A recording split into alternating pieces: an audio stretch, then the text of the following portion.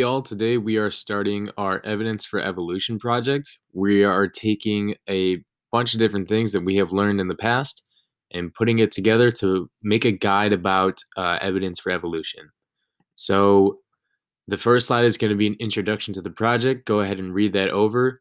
The two things I want to highlight are, number one, this is a 4-part guide. There's 4 parts to it. It's going to be on fossils, embryos, and comparative anatomy, which is going to be homologous and vestigial structures.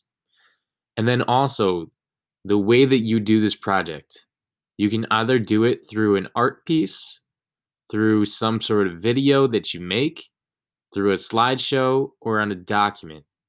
If you don't want to do one of those 4 things, you can think of something that you want to do.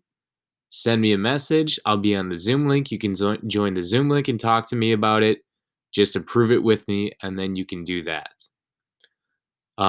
There are information on each part of the project on the next slide. So this one would be fossils, embryos, homologous structures, vestigial structures.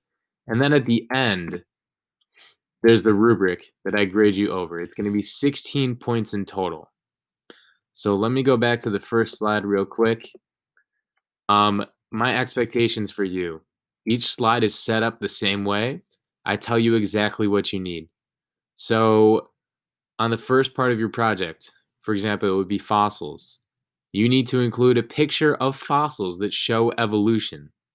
Then you need to explain in detail, how do we know the fossils are related to each other?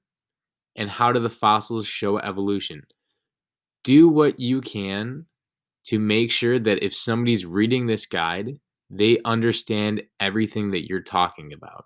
So if you need to add arrows pointing to something, if you need to draw a colorful circle around something to highlight it, do whatever you can to make sure that everybody that reads it understands exactly what you are saying and exactly what you're talking about.